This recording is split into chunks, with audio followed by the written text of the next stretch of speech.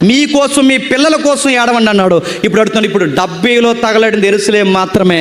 ఇప్పుడు నేను అడుగుతున్నాను, ఈ 20-25 దాటితే నేడు రేపు తర్వాత ఇప్పుడు తగలడేది యెరూషలేము పట్టణం కాదు, హైదరాబాద్ సిటీ కాదు, వైజాగ్ సిటీ కాదు, మీ ఏమీ కాదు. మళ్ళీ చెప్తున్నాను, మీకన్నిటికన్నా ప్రమాదం ఏంటో తెలుసా? ఇప్పుడు ఒక పట్టణమే కాదు, పంచభూతాలు మిక్కటమైన యాండ్రంతో చెప్పండి లయం అవబోతున్నాయి. ఆ రోజు యెరూషలేము తగలబడినప్పుడే నిలబడలేకపోతే ఇప్పుడు మొత్తం భూమండలమే చెప్పండి తగలబడబోతుందంట.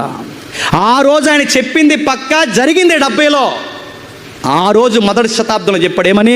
నా ఆగమన ప్రకాశము చేత చెప్పండి పంచభూతాలు చెప్పండి మిక్కటమైన యాండ్రముతో లయమైపోతాయి, మిక్కటమైన యాండ్రముతో లయమైపోతాయి. ఆ రోజు మీరు ఎక్కడికి పరిగెడతారు? కొండల్లో పరిగెడితే కొండలుండవు, మెట్టల్లోకి పరిగెడితే మెట్టలుండవు, సముద్రంలో పరిగెడితే సముద్రం ఉండదు, పర్వతాలు ఎక్కితే పర్వతాలు ఉండవు. ఆ రోజు ఏమైపోతారు? ఆ రోజు